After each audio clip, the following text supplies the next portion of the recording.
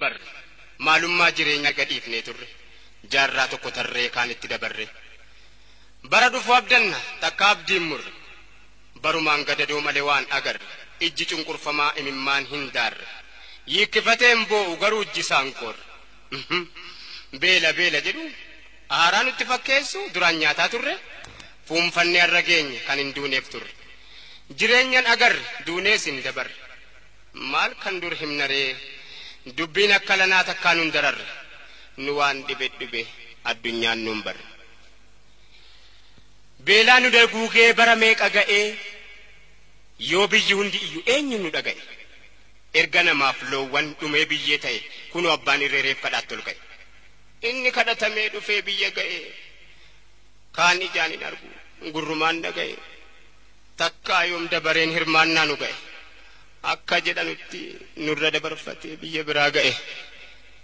yaa beela hammeenya yeroon kennisiisu aayyoo hoosifatu dhukkubsataa ciisu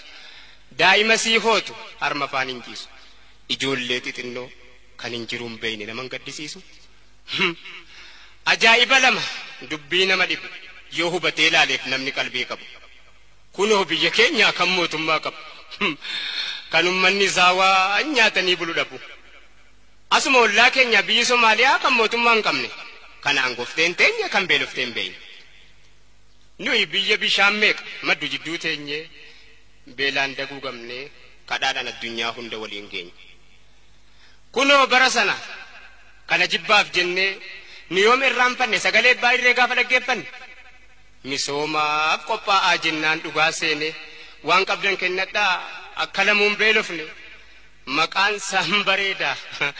waldaa misoomaati jennaan gagammanne misooma misooma misooma misooma erga jalqabame waggaa meeqaatama eessatu misooma biyyoonuma sooma aangoota oomishama siyaasa qarooma ummanni waan nyaatu dhabee beelaan dhuma maal maqaan misooma biyyoonuma yooma galaanni gurguddaan biyya keenyaa yaa'u lafaa diddiriiree hadiyyoomee taa'u bishaan jallisanii biyya beela baasuun misoomanii ta'u utuu oomishamee dachiin biyya keenyaa Afrikaadhaan ga'u kunoo gaafas dhugaa seene yoom kanatti beeyne dachii biyya keenyaa nu misoomsuuf jennee silaa maal qabnaa miti si hafte urgufanne miliyoona 100 meeqa ga'eera nuun jennaan baay'ee isaa gammanne kunoo eegnee waan misoome dhabne bara dhufaa dabraa beelaan daguugamne horiin misoomaa sun mee eessuma dhaqe jennee yoo gaafannu dubbiin karaa maqe ganda abbaa biddeena bashannansuu dhaqe dhiifamaa naa godhaa diqqoon karaa maqe